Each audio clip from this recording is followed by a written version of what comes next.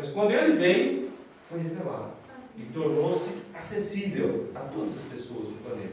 Basta que nós tenhamos a oportunidade de ouvir.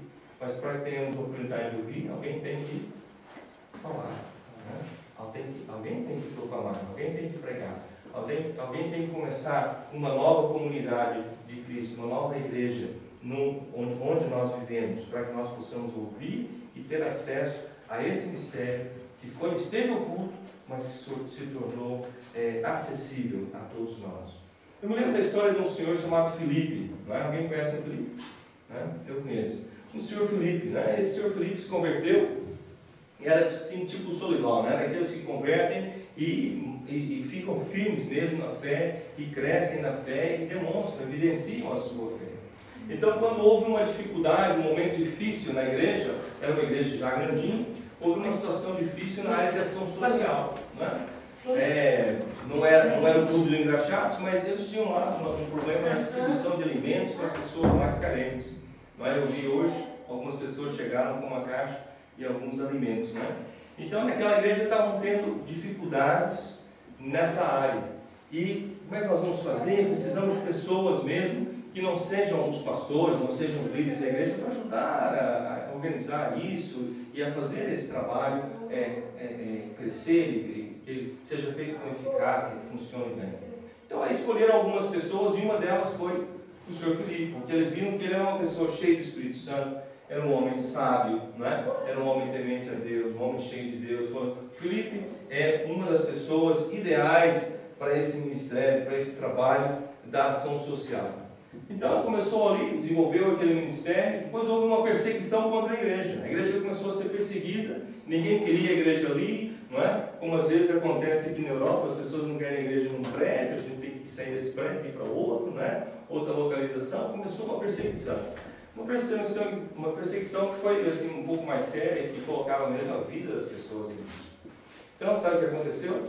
Muitos tiveram que fugir da cidade, sair da cidade.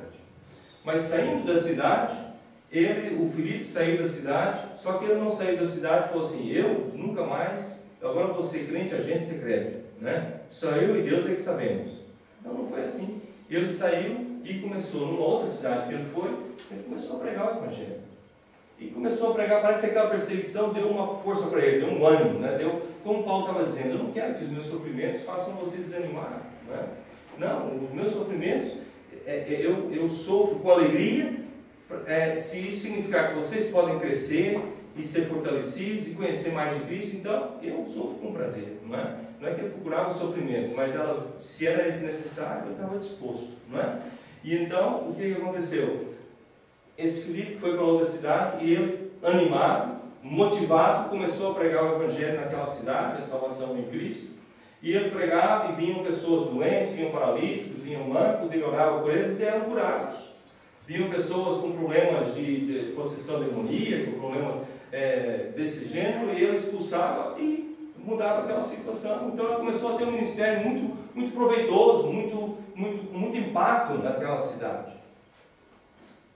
Um homem sem formação teológica, não tinha feito seminário, né? Não tinha a experiência que nós pastores aqui temos, né? de vida cristã, de liderança no ministério, de seminário, de estudo teológico, mas um homem apaixonado por Deus, apaixonado por Cristo. Amém? E ele ali pregando o Evangelho.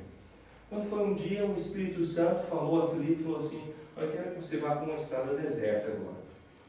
Aqui perto da cidade é uma estrada deserta, não tem ninguém lá, é ali que eu quero que você esteja. E muitas pessoas que não são apaixonadas por Cristo pensariam: mas Deus, eu sou tão preciso aqui nessa cidade, eu estou pregando o Evangelho, pessoas estão sendo curadas, pessoas estão sendo libertas, não é? Eu só preciso aqui. Mas ele não falou isso, ele seguiu o Espírito Santo e foi para a estrada deserta.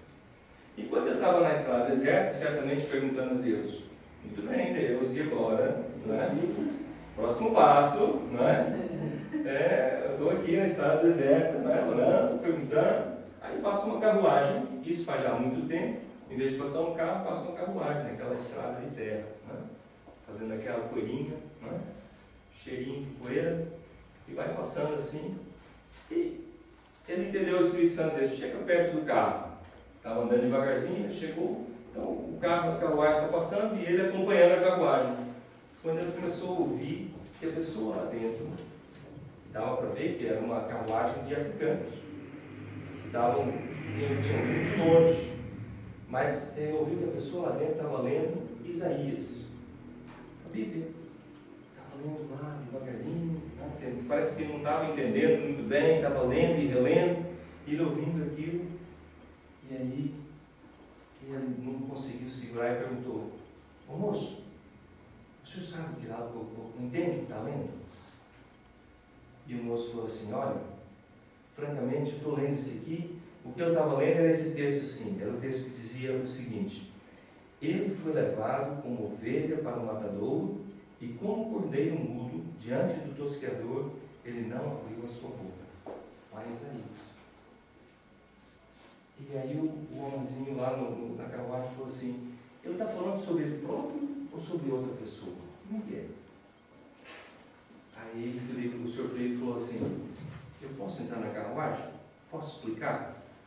E aí ele entrou na carruagem, continuou a viagem e começou daquela escritura, anunciou a Cristo, ao outro senhor.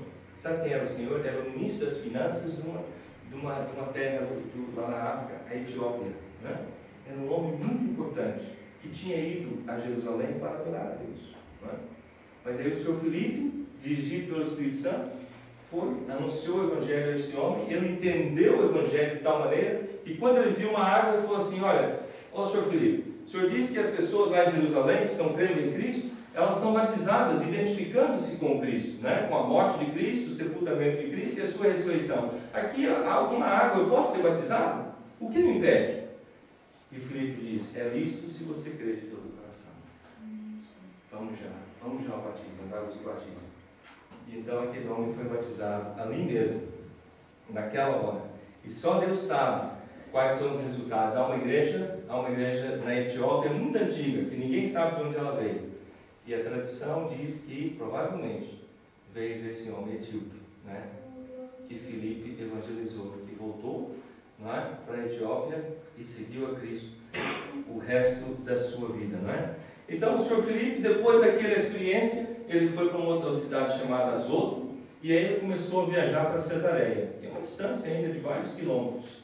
E a Bíblia diz que de cidade em cidade ele foi pregando o evangelho, até se estabelecer na cidade de Cesareia.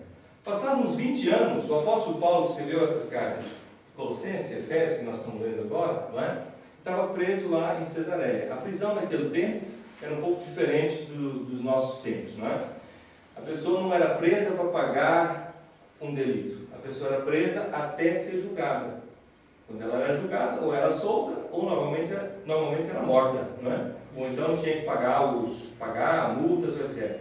Mas a prisão, não havia prisão depois do julgamento. A pessoa era presa à espera de julgamento. Então Paulo estava à espera de julgamento, não é? Preso. E muitas vezes essa prisão era mais tranquila, não é? A pessoa às vezes até ficava meio livre, andava com escolta, não é? Com soldados, mas não ficava preso numa cela o tempo todo, né? Dependia da situação. Então eu estava preso lá em Cesareia, e a Bíblia diz que naquele tempo estava lá, eles ficaram na casa de Filipe, o evangelista.